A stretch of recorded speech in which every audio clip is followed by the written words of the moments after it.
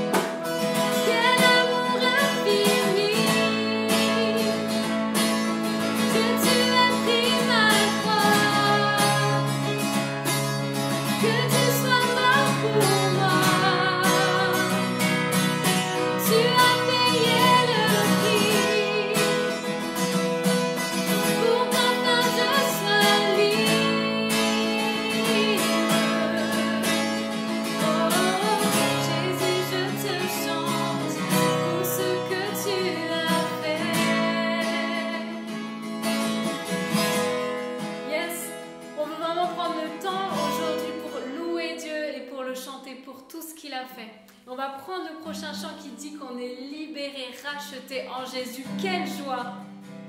Chantons ensemble.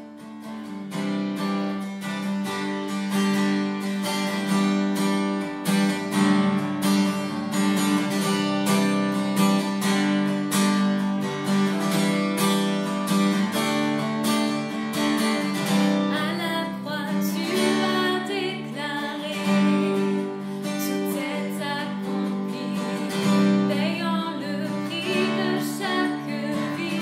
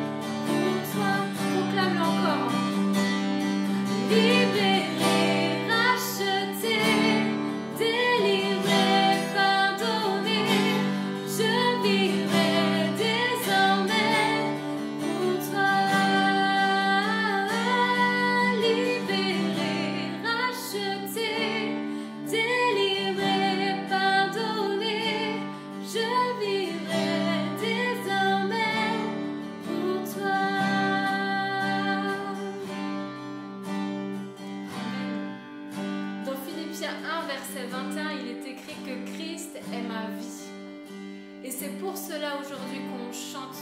C'est pour cela aujourd'hui qu'on élève nos voix pour juste adorer Christ, pour élever Jésus. Ce que je veux qu'on puisse faire vraiment maintenant, c'est vraiment prendre ce temps d'élever Jésus. Oui, Jésus qui est mort à la croix pour nous. Qu'on puisse prendre ce temps juste pour lui rendre toute la gloire. Lui qui nous a libérés, lui qui nous a rachetés, lui qui est notre vie, celui qui est la raison de notre existence. Qu'on puisse prendre ce temps-là vraiment pour ça. Je vous invite à prier juste quelques instants et on continuera ensuite à louer Dieu. Jésus, merci pour la vie. Merci parce que tu nous as libérés. Merci parce que tu nous as rachetés. Merci parce que tout ce qu'on vit là aujourd'hui, ça n'est que grâce à toi. Et on veut vivre juste désormais pour toi. On veut prendre ce temps pour t'apporter la louange, pour t'apporter la gloire, pour t'apporter notre reconnaissance. Et Seigneur, que tous ensemble, unis, on puisse juste élever nos voix vers toi. Reçois cette louange, reçois cette adoration comme un parfum de bonne odeur.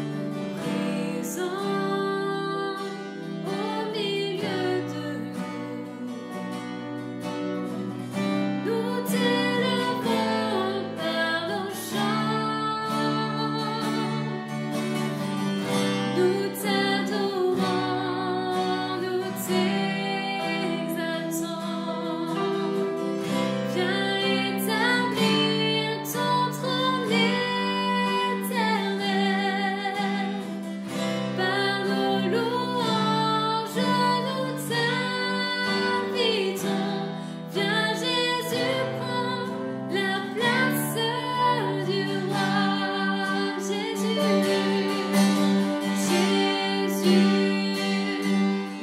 t'adorons.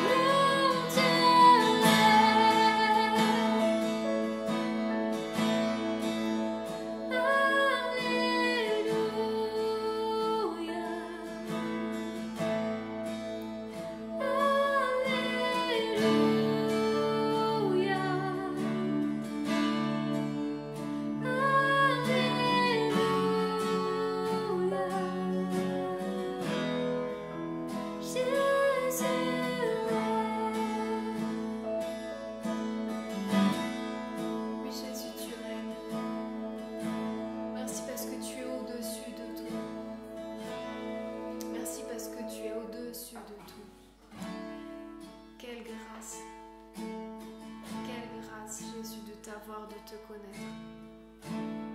Quelle grâce, Jésus. Nous voulons encore te louer et t'adorer, Jésus. On veut te louer et t'adorer aujourd'hui ensemble encore, Seigneur. Jésus, merveilleux nom, qui est semblable à toi, oh Dieu. Jésus, ton précieux nom est digne d'hommage.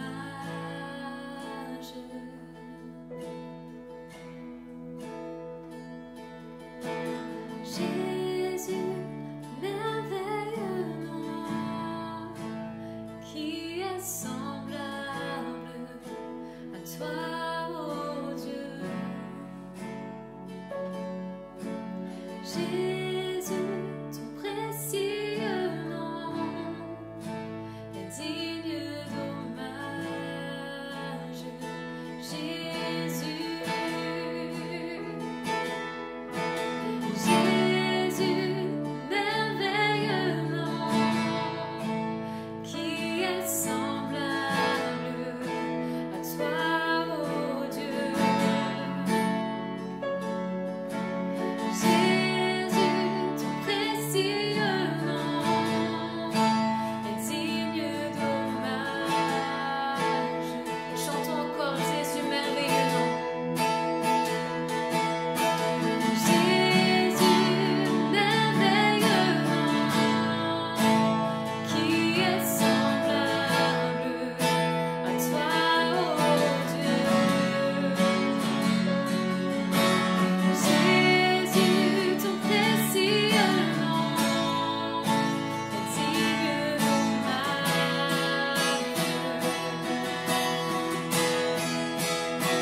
Consolateur, divin rocher, libérateur, prince de la paix, Dieu créateur, Fils bien-aimé, Roi serviteur, Seigneur couronné, commencement, ultime fin, soleil levant, étoile du matin, Dieu tout-puissant, Dieu trois fois saint, Sauveur vivant, Maître souverain.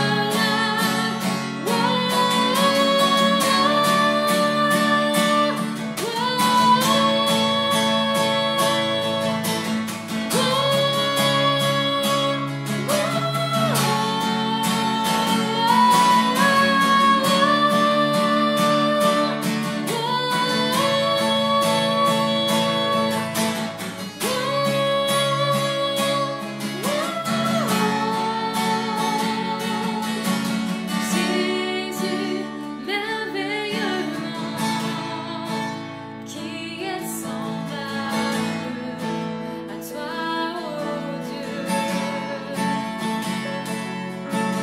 Jésus, ton précieux nom est digne d'hommage. Terminons tous ensemble en disant Jésus, merveilleux nom. Jésus, merveilleux nom, qui est semblable à toi, oh Dieu. Jésus, ton précieux nom est digne d'hommage. Oui, Jésus, ton nom est digne d'hommage.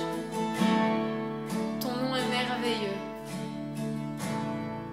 On pourra passer des heures à juste dire à quel point tu es bon, à quel point tu es merveilleux. Jésus, merci. Merci infiniment. Reçois vraiment tous ces temps-là qu'on passe avec toi.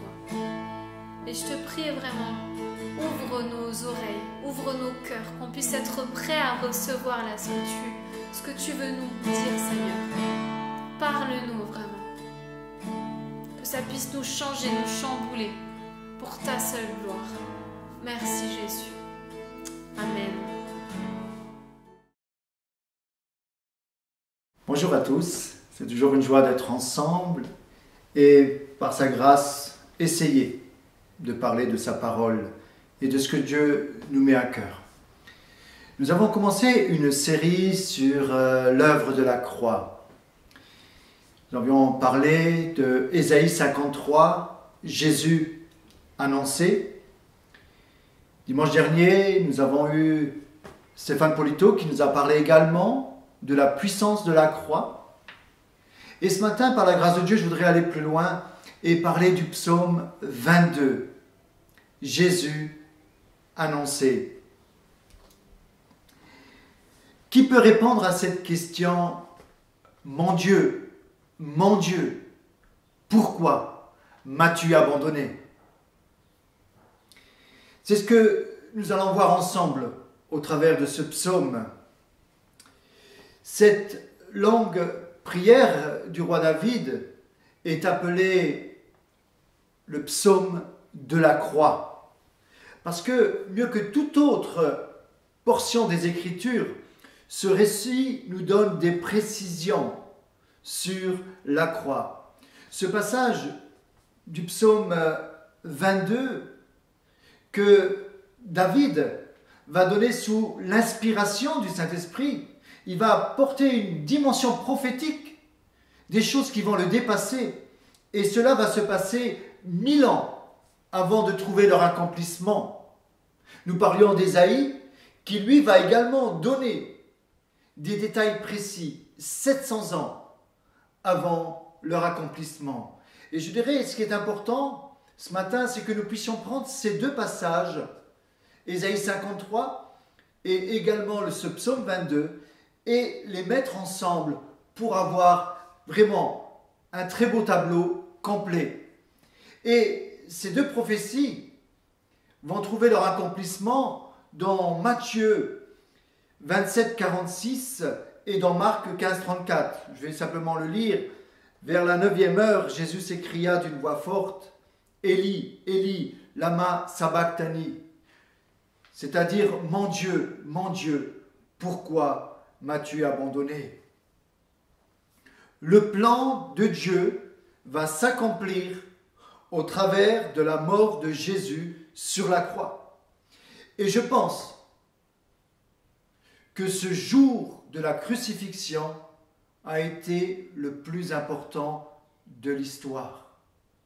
Et c'est ce que nous voulons voir ensemble. Je ferai une lecture dans le psaume 22 si vous voulez bien. Je ne ferai pas toute la lecture, je vous invite à lire ce psaume entièrement, mais nous ferons jusqu'à verset 22. Mon Dieu, pourquoi m'as-tu abandonné? Et t'éloignes-tu sans me secourir, sans écouter mes plaintes? Mon Dieu, je crie le jour et tu ne réponds pas. La nuit et je n'ai point de repos. Pourtant, tu es le Saint, tu sièges au milieu des louanges d'Israël. En toi se confiaient nos pères. Ils se confiaient et tu les délivrais. Ils criaient à toi et ils étaient sauvés. Ils se confiaient en toi et ils n'étaient point confus. Et moi, je suis un ver et non un homme, l'opprobre des hommes et le méprisé du peuple. Tous ceux qui me voient se moquent de moi. Ils ouvrent la bouche, secouent la tête. Recommande-toi à l'Éternel, l'Éternel le sauvera. Il le délivrera puisqu'il aime. Oui, tu m'as fait sortir du sein maternel, tu m'as mis en sûreté sur les mamelles de ma mère. Dès le sein maternel, j'ai été sous ta garde. Dès le ventre de ma mère, tu as été mon Dieu. Ne t'éloigne pas de moi quand la détresse est proche, quand personne ne vient à mon secours. De nombreux taureaux sont autour de moi. Des taureaux de Basan m'environnent, ils ouvrent contre moi leur gueule. semblable au lion qui déchire et rugit. Je suis comme de l'eau qui s'écoule, et tous mes os se séparent. Mon cœur est comme de la cire, il se fend dans mes entrailles. Ma force se dessèche comme l'argile, et ma langue s'attache à mon palais. Tu m'es réduit à la poussière de la mort, car des chiens m'environnent. Une bande de scélérats rôde autour de moi. Ils ont percé mes mains et mes pieds. Je pourrais compter tous mes os. Eux, ils observent, ils me regardent. Ils se partagent mes vêtements. Ils tirent au sort ma tunique. Et toi, Éternel, ne t'éloigne pas. Toi qui es ma force, viens en hâte à mon secours. Protège mon âme contre le glaive, ma vie contre le pouvoir des chiens. Sauve-moi de la gueule du lion. Délivre-moi des cornes du buffle. Je m'arrête au verset 22. Je disais que l'esprit prophétique va saisir David dans sa souffrance. Et sans s'en rendre compte, l'esprit va descendre sur lui et il va commencer à dire des choses, des précisions sur la crucifixion de Jésus. Alors que ce moyen n'existait encore pas. L'Esprit de Dieu va le saisir et il va annoncer des réalités. Nous retrouvons dans toute la parole de Dieu, dans l'Ancien Testament, énormément de prophéties qui vont amener à ce jour de la crucifixion. Il y a même dans le Nouveau Testament, avec le souverain sacrificateur Caïphe, qui va parler, lui qui est un ennemi de Jésus. Sans se rendre compte, il va prophétiser, nous dit la Bible. Et il va dire, dans Jean 18, 14, « Il est avantageux qu'un seul homme meure pour le peuple. » Voilà ce que Caïphe va dire, « Il est avantageux qu'un seul homme meure pour le peuple. » Ce matin, essayons de comprendre ce qui se passe à la croix. Que Dieu nous aide à comprendre ce message, comme je le dis souvent, le plus important de la Bible. Je donnerai cette anecdote pour pouvoir aller plus loin dans l'idée que j'ai sur le cœur ce matin. Il y avait deux hommes qui étaient de grands amis. La vie a fait que ces deux hommes se sont séparés, éloignés. Ils se sont perdus de vue pendant de nombreuses années. Et voilà qu'un jour, par surprise, ils vont se retrouver. Mais ils vont se retrouver dans un tribunal.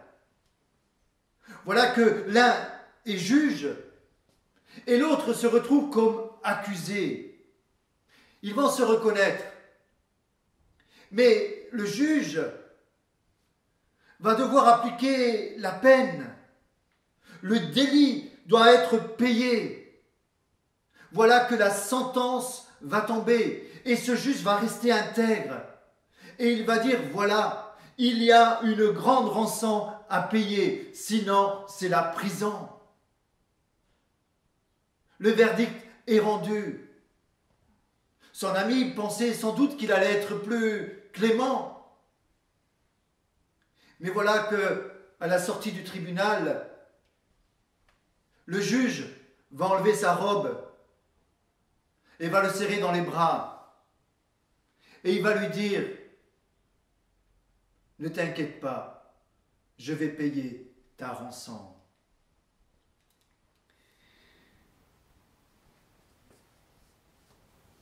La condamnation fut exactement celle que prévoyait le délit.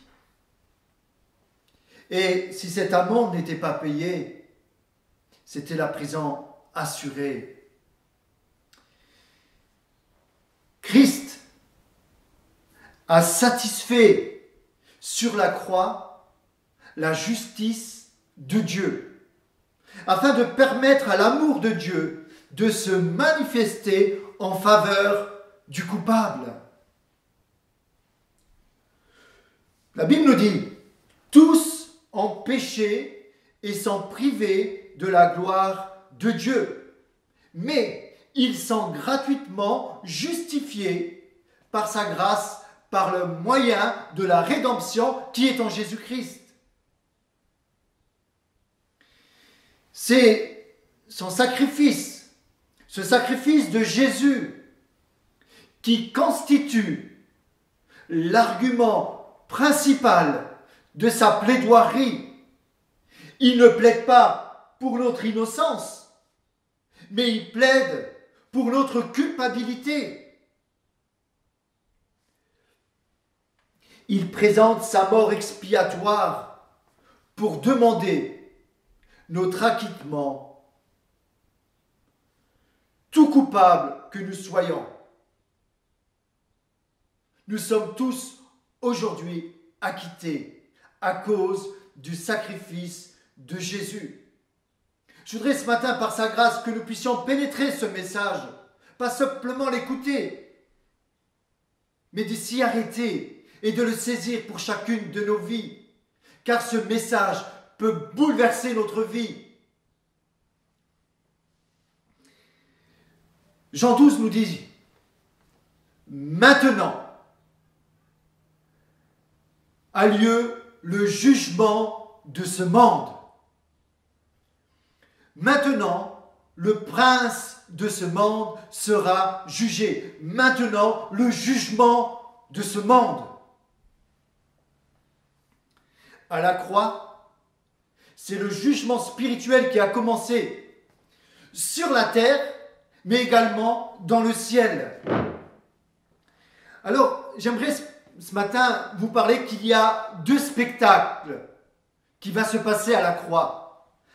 Un visible et un dans le monde invisible.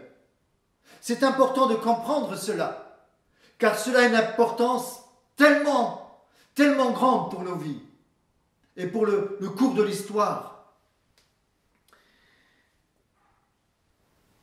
Dans le domaine invisible, le procès de Jésus va se dérouler en 6 parties, c'est-à-dire 3 devant un tribunal religieux et 3 devant un tribunal romain. Mais en réalité, c'était Pilate qui avait le droit de vie ou de mort sur Jésus. Mais Jésus va lui dire, il n'y a aucun droit qui t'est donné s'il ne t'a été donné d'en haut. Dans le monde invisible, il y a un tribunal qui est dressé. C'est le tribunal divin, avec Dieu, qui est le juste juge, qui est là sur le trône, qui siège.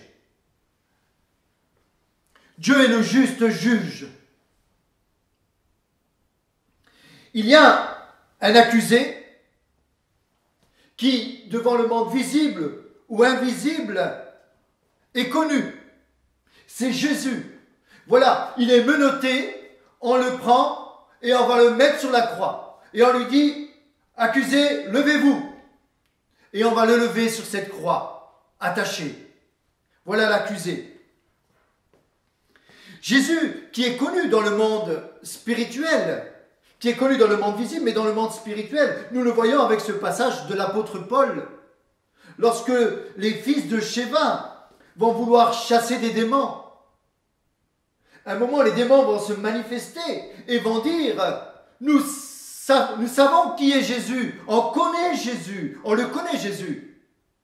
On sait qui est Paul, mais vous, qui êtes-vous? Et là, une manifestation démoniaque va se manifester sur ceux qui commencent à jouer avec ce monde occulte. C'est très dangereux de toucher aux démons, sauf si nous avons un mandat de Dieu. Alors, il y a témoins à charge, c'est-à-dire des personnes qui sont appelées à témoigner sur serment, sous serment. Dans le visible, nous voyons que ces témoins à charge sont les Romains, les scribes, les sacrificateurs, le tribunal religieux, c'est-à-dire le Sanhédrin, qui est composé de 71 personnes. D'ailleurs, j'aimerais dire qu'il y a des vices de procédure. il y a des vices de procédure. Déjà, dans la loi juive, il fallait attendre 24 heures pour rendre le jugement, et là, ça s'est fait directement. Chacun devait donner son avis personnel, mais voilà que, d'une façon unanime, on va dire qu'il est coupable. En tout cas, religieusement, la loi des Juifs, il y a une vice de procédure. Mais Dieu a permis ces choses. Pourquoi?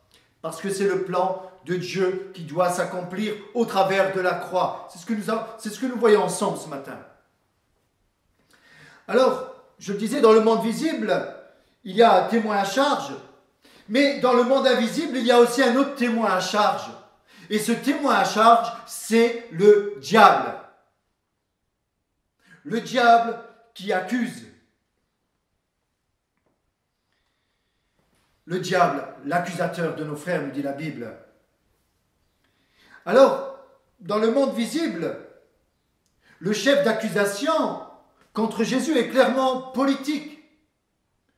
Quiconque se fait roi s'oppose à César. C'est parce qu'il représente un danger pour l'ordre public.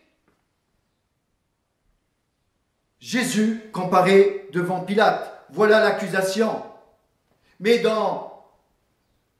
pour ces Sanhédrins, il y avait d'autres accusations, mais qui ne tenaient pas devant Pilate. Parce que là, Pilate, c'était un tribunal public et ce n'était pas le tribunal religieux. Mais dans le tribunal religieux, il s'était dit, il se fait fils de Dieu. C'est un blasphème. Beaucoup d'arguments religieux étaient là pour condamner Jésus. Alors, ce chef d'accusation, dans le monde invisible, le diable, il va venir avec une liste longue. Une liste longue avec tous les péchés de l'humanité. Ces péchés sont les nôtres. Il faut savoir que le diable nous accuse. Ce matin, toi qui me regardes, tu es accusé par le diable. Nous allons le lire en terminant dans Apocalypse. C'est important de comprendre ça. Alors, pourquoi il nous accuse? Parce qu'il a quelque chose en main.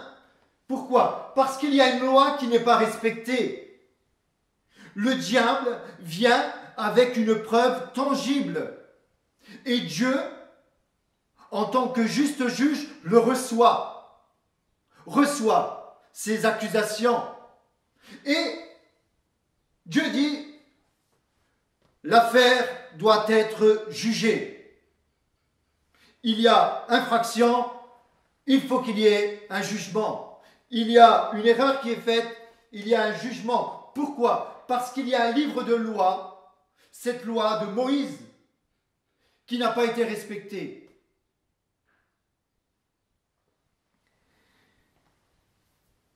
Dans le domaine invisible,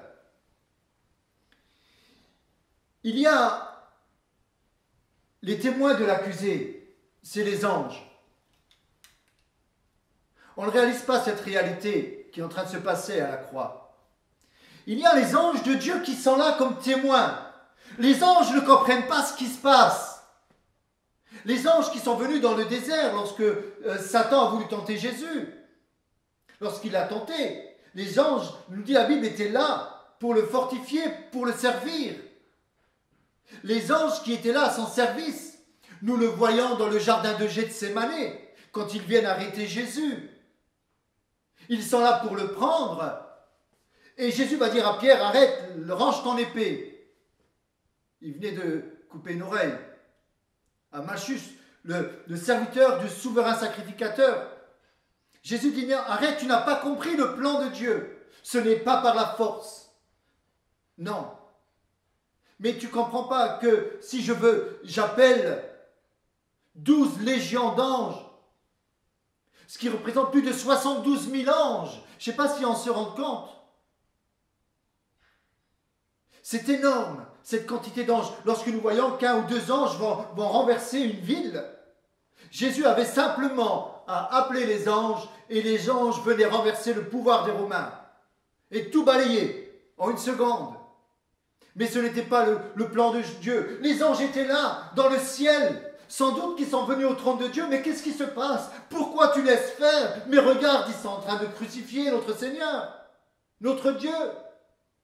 Ces anges qu'ils étaient habitués à l'adorer, avant que Jésus vienne sur la terre, avant qu'il revête notre humanité, les anges adoraient Jésus. Les anges voient ce spectacle, ne comprennent pas ce qui se passe. Mais voilà, le diable est en train de se rendre compte de ce qui se passe. Il se dit, là, le Fils de Dieu sur la croix, il ne faut pas qu'il aille sur la croix. Il ne faut pas aller jusqu'au bout.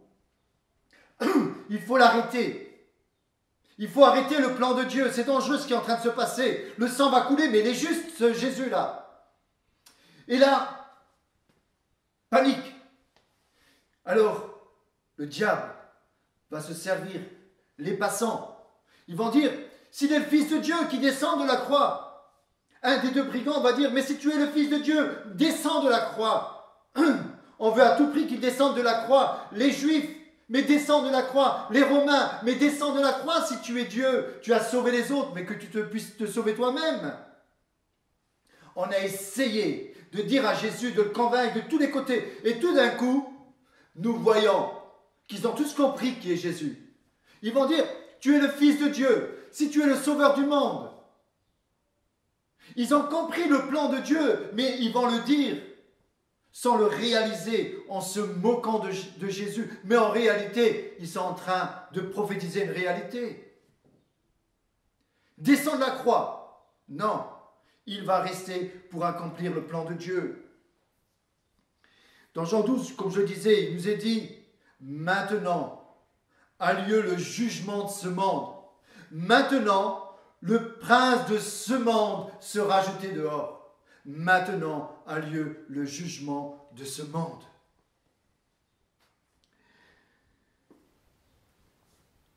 Le jugement est rendu.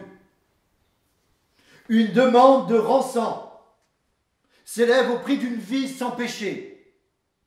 Une dette à payer. Le verdict est tombé.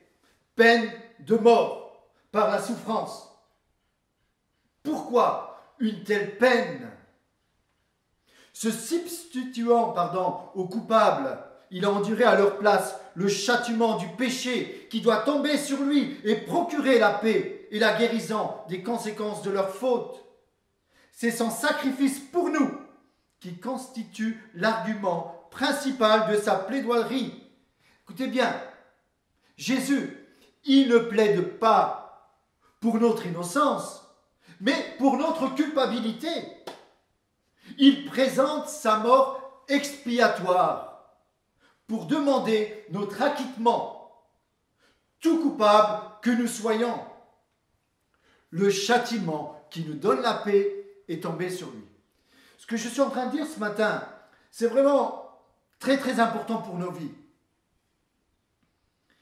Voilà maintenant les effets directs dans nos vies, si nous l'acceptons.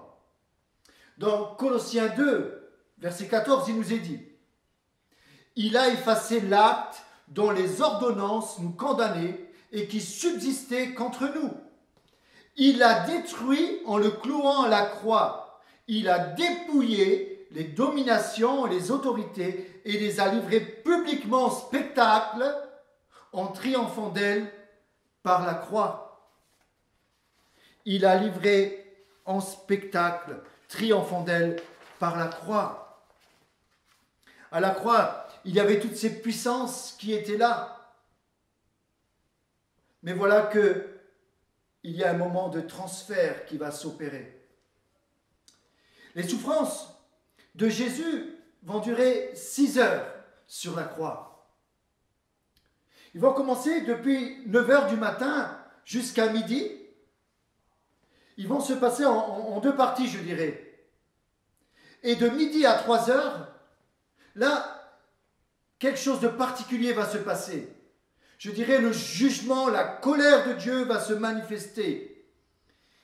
Il va y avoir tremblement de terre. Les lois physiques sont bousculées. La terre va s'ouvrir. Il y a même des résurrections des morts dans les cimetières. Chose incroyable qui va se passer. Des morts vont ressusciter. Le soleil et la lune vont se cacher. Alors que la crucifixion se fait à Pâques. À Pâques, c'était la pleine lune. Donc ce n'était pas une éclipse solaire. Quelque chose est en train de se passer. Le jugement de Dieu frappe maintenant l'humanité.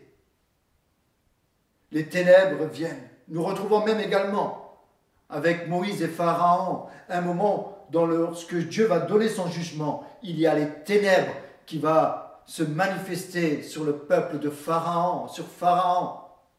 Les ténèbres sont là. Jésus va dire, l'heure des ténèbres est devant moi.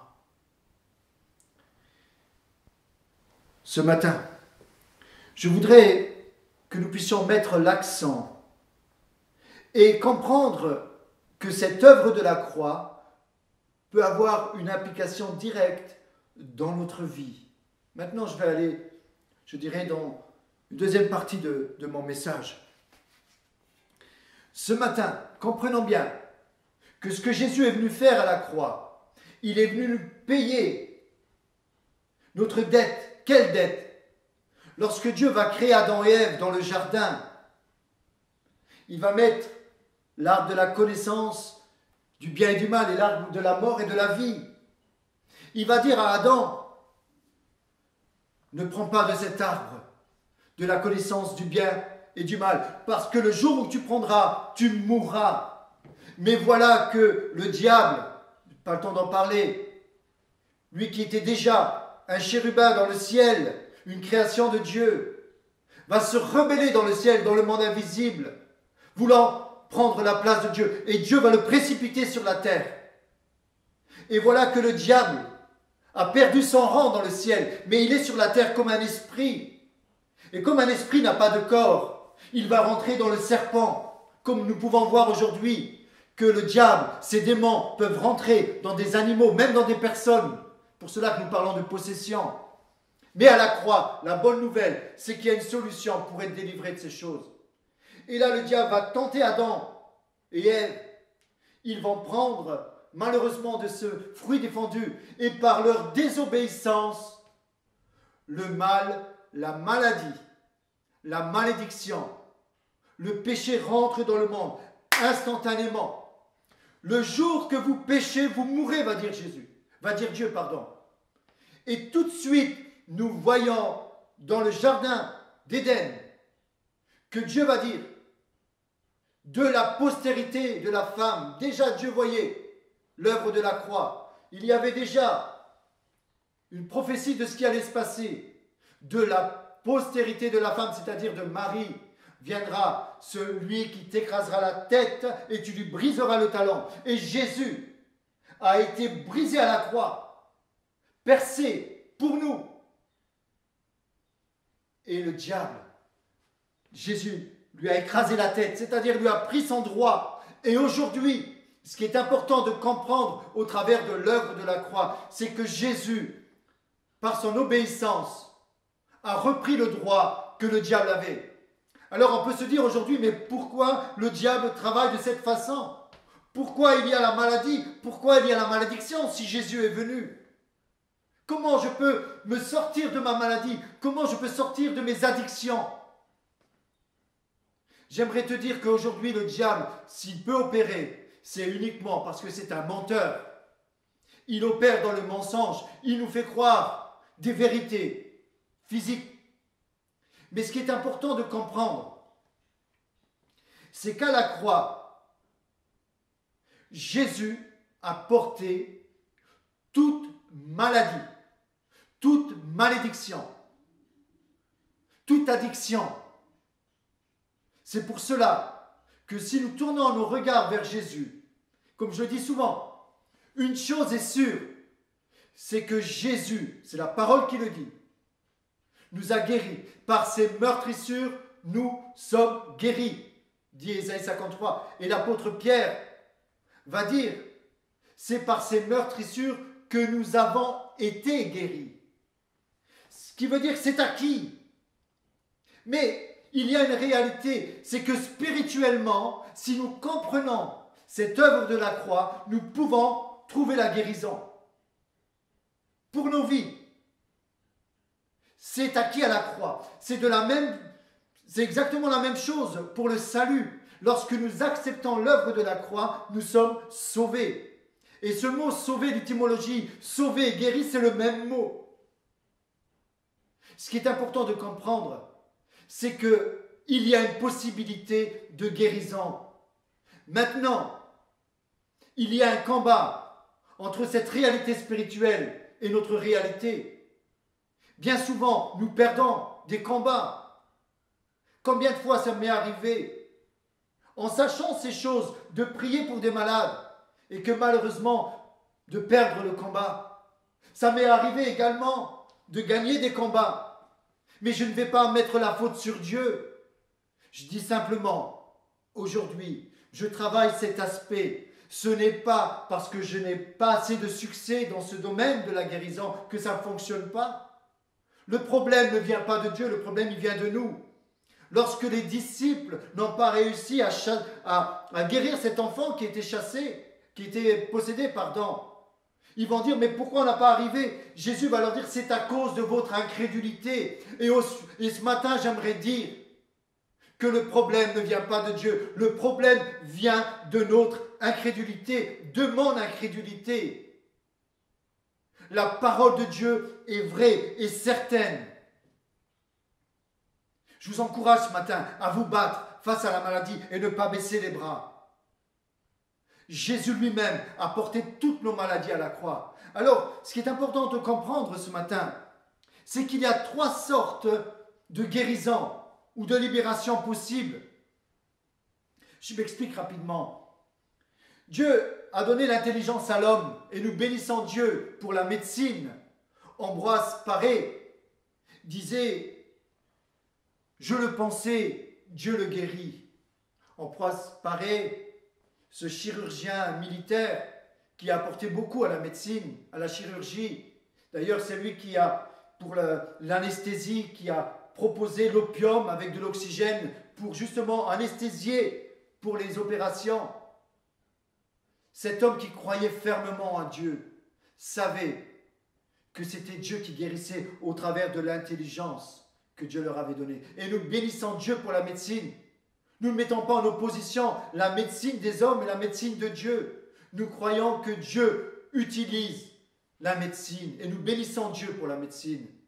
Mais ce qui est important, c'est de comprendre que Dieu a aussi d'autres moyens de guérir par la foi en Jésus-Christ. Il y a la foi en Jésus-Christ qui nous amène à la guérison, comme je le disais, le deuxième point. Il y a souvent, par exemple, des personnes qui sont guéries par l'imposition des mains. Ou nous pouvons retrouver cela dans nos églises, une parole de connaissance où Dieu va dire, voilà, tu es malade, tu as telle maladie, maintenant Dieu te guérit, je t'ai vu dans ta maladie. Il y a des fois des expériences de foi dans nos prières qui nous amènent à une guérison divine ou à une libération. Mais ce qui est important de comprendre, que ce soit par l'imposition des mains, par un don miraculeux ou autre, tout cela trouve son origine dans l'œuvre de la croix. C'est pour cela que beaucoup, des fois, passent à côté, parce qu'on s'attend à une parole de connaissance. On s'attend à une imposition des mains, à quelqu'un qui vient nous guérir. J'aimerais dire que tu peux vivre ta guérison si tu comprends que c'est à la croix que Jésus a porté toute maladie. Et lorsque nous allons chez des hommes de Dieu pour qu'ils prient pour nous, c'est toujours important de ne pas s'attendre à l'homme, mais c'est de s'attendre à ce que Jésus a fait sur la croix et de prendre sur nous ce qu'il a fait à la croix. Et c'est là que nous pouvons avoir la victoire sur nos maladies, sur nos addictions, sur tout ce qui nous lie. Parce qu'à la croix, tout a été accompli. Amen. Il y a troisième point sur la guérison. C'est important de parler de ce point. Souvent nous entendons dire des personnes, j'ai été guéri, j'ai été chez un guérisseur. J'ai été chez un sorcier, j'ai été chez un marabout, j'ai été guéri. Si tu te trouves dans ce cas, j'aimerais te dire, regarde dans ta vie si la guérison ne s'est pas déplacée. Souvent, ces personnes qui guérissent en dehors du plan de Dieu, en dehors de l'œuvre de la croix, même s'ils ont une Bible sur leur table, ça ne veut rien dire. Souvent, ces personnes font appel à des sciences occultes. Pourquoi ? Parce que c'est tellement plus facile d'avoir de la puissance dans ce milieu. Mais l'échange, c'est notre âme. Les personnes qui ont un pouvoir particulier dans la guérison, c'est bien souvent parce qu'ils ont fait un contrat avec le diable et ils ont vendu leur âme au diable pour avoir ce pouvoir. Oui, il faut dire les choses. Nous voyons cela avec Pharaon. Lorsque Moïse vient pour dire à Pharaon, laisse aller le peuple, Dieu lui a dit, tu prends ton bâton, cette autorité, tu la jettes à terre, tu verras, ce bâton va se transformer en serpent. C'est ce qu'il va faire. Il va jeter son bâton.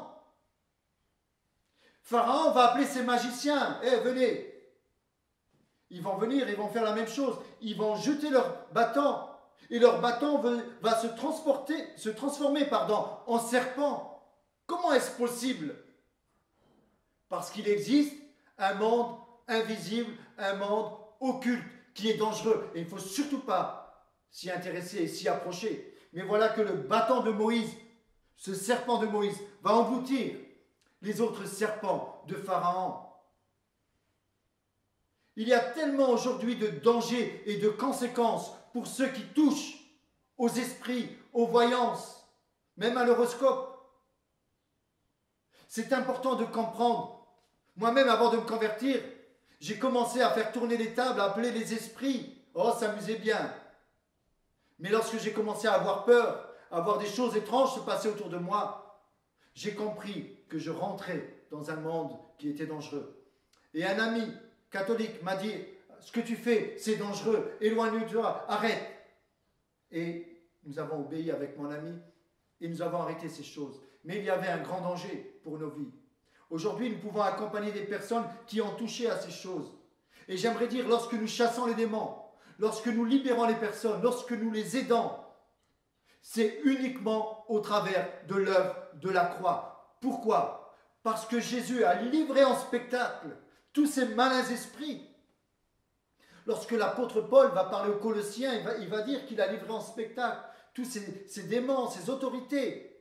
En fait, il faisait référence à ce qui se faisait dans ces milieux de guerre. Les généraux venaient et traînaient à leur suite leur ennemi. Ils les avaient dépouillés de leurs armes, de leurs habits, et se promenaient dans Rome. Et ils se moquaient d'eux. Voilà, il les livre en spectacle. Et Paul va prendre cet exemple pour parler du monde invisible. Le diable et ses démons à la croix ont été livrés en spectacle. C'est pour cela que je disais qu'il y avait deux spectacles à la croix. Ce spectacle sur la terre et ce spectacle dans le ciel. Nous bénissons Dieu pour cette victoire de la croix. À la croix, il y a eu un transfert. Jésus a pris sur lui le châtiment qui nous donne la paix et est tombé sur lui. C'est pour cela que ce matin, Jésus va dire, « Venez à moi, vous tous qui êtes fatigués, chargés, je vous donnerai du repos. » Ce matin, si nous sommes opprimés, si nous ne savons pas comment nous en sortir, ne cherchons pas à gauche, à droite. Cherchons simplement dans la parole de Dieu. La parole de Dieu nous parle que Jésus est la solution pour notre vie. Il n'y en a pas d'autre. Dans le domaine spirituel, dans le domaine occulte, il n'y a pas d'autre solution que la solution de Jésus-Christ qui a vaincu les démons. Et les démons tremblent. Les démons tremblent devant Jésus, devant le sang de Jésus. Souvent, il m'est amené à dire à beaucoup de personnes qui sont troublées dans leurs rêves et qui s'approchent de Dieu, je leur dis, mais lorsque vous êtes troublés la nuit, dérangés par des esprits, priez et demandez que Jésus vous couvre de son sang. Prononcez le nom de Jésus. Et des personnes l'ont fait. Et souvent, ils ont trouvé ensuite le repos. Je vais terminer Jésus n'a pas seulement porté nos iniquités à la croix, mais il a porté nos souffrances. Ce matin, lui qui a souffert nous comprend dans notre souffrance. Ne dis pas, personne ne peut me comprendre dans mes souffrances. Les souffrances de Jésus étaient atroces. Il n'y avait pas de souffrance aussi importante qu'on avait infligée à Jésus. Ça a été rappelé dimanche dernier avec des détails de la croix. Vous savez, les épines de Jésus sur la tête étaient enfoncées, cette couronne d'épines. Le sang ruisselait de tous les côtés. On lui a frappé, on a pris le roseau. On a mis dans la main de Jésus, faisant croire que c'était un roi. On lui a mis un manteau de pourpre et une couronne. On s'est moqué de lui. Et ce bâton de roseau, on l'a pris, on a frappé sur les épines. Et ces épines sont rentrées. Et le sang a ruisselé de tous les côtés. Ces épines représentent la malédiction qui est tombée sur nous. Lorsque Adam et Ève ont péché, une des conséquences de leur péché, c'est que la nature a commencé à produire des épines, des mauvaises herbes. Et Jésus à la croix a porté cette malédiction. Aujourd'hui, si nous comprenons cette œuvre de la croix, nous pouvons être réellement libres. Si le Christ vous affranchit, vous serez réellement libre. Ce matin, je vous invite de tout mon cœur à lire la parole de Dieu, à relire les évangiles, à relire l'œuvre de la croix, tout ce qui s'est passé. C'est le moment le plus important de l'histoire. Mais voilà qu'aujourd'hui, Jésus est ressuscité. Alors, je posais cette question en introduction. Qui peut répondre à cette question de Jésus? Mon Dieu, pourquoi m'as-tu abandonné? Aujourd'hui, nous pouvons répondre. Mon Dieu, pour moi, tu l'as abandonné. Si nous comprenons cela, nous commençons à confesser que nous avons compris l'œuvre de la croix. Si Dieu a abandonné Jésus, s'est détourné de lui, c'est parce qu'au moment où le péché, le châtiment est tombé sur lui, Dieu devait se détourner de lui. C'est là qu'il a pris le péché dans son corps. Le châtiment de Dieu est tombé sur lui pour que nous ayons la paix, pour que nous ayons la vie. Voilà pourquoi ce cri, mon Dieu, pourquoi m'as-tu abandonné? Pour toi, je l'ai abandonné. Voilà la réponse à cette question de Jésus. Alors ce matin, qu'est-ce que tu vas faire de ce cri de Jésus? Mon Dieu, pourquoi l'as-tu abandonné?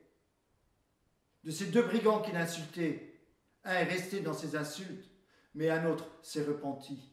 Et Jésus l'a accepté dans le paradis. Alors, ce matin, je dirais simplement un dernier passage avant de laisser la place à Aurore pour ce chant « À la croix, je me prosterne ». Et c'est ce que nous voulons faire de tout notre cœur. Je lirai dans Apocalypse 12, versets 9 à 11.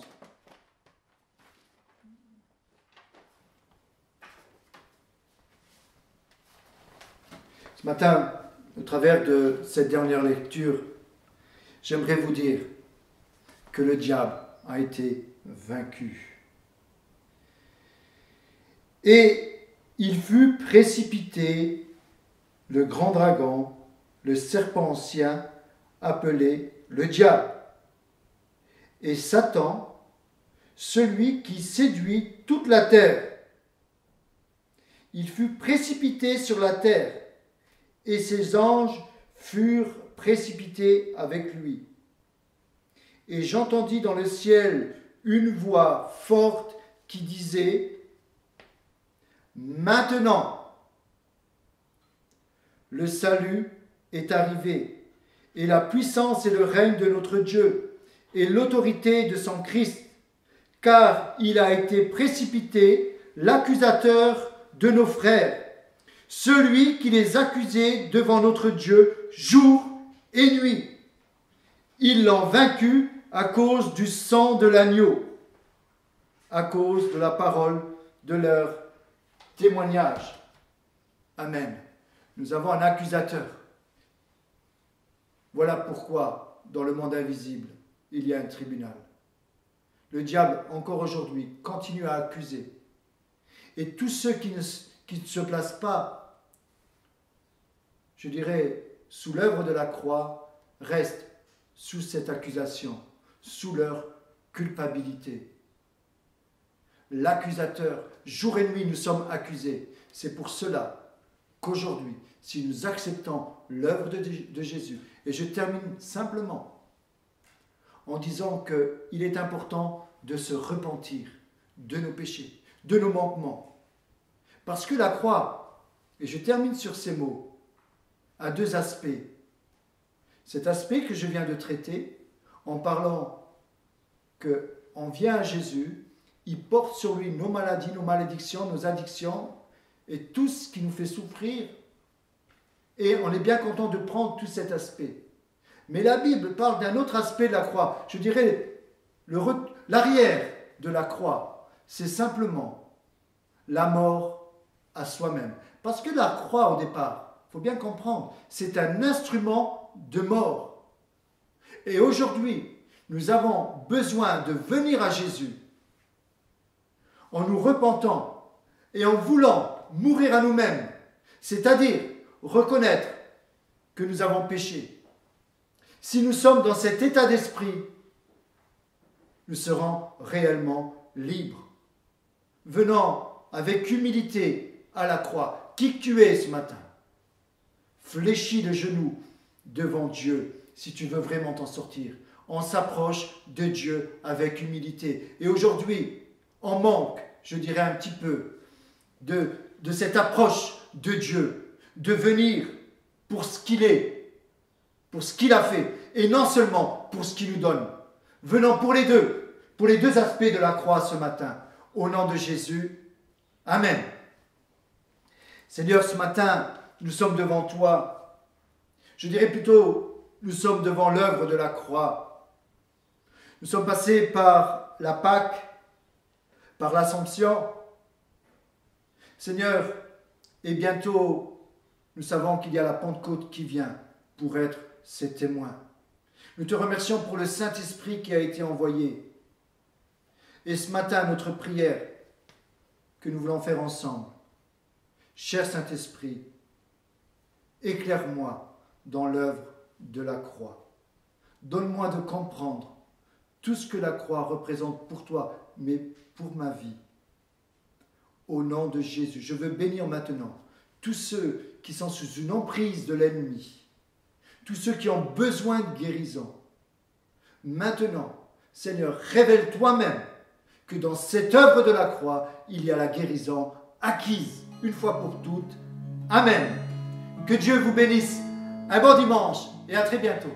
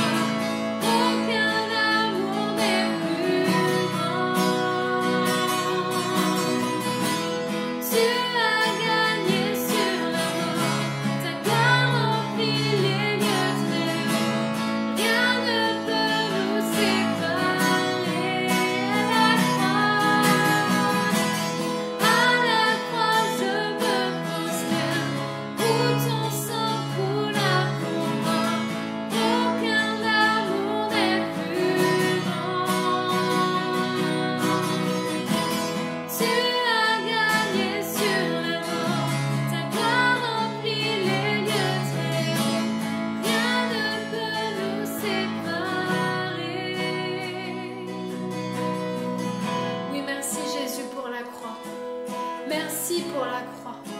Merci pour cet amour sans fin que tu nous donnes. Merci parce que rien ne peut nous séparer. Merci pour cette grâce immense que tu nous fais. À toi revient vraiment toute la gloire, Jésus. Amen. Amen. Quelle joie d'avoir pu passer ces instants ensemble. Je vous dis à très bientôt. Bonne journée.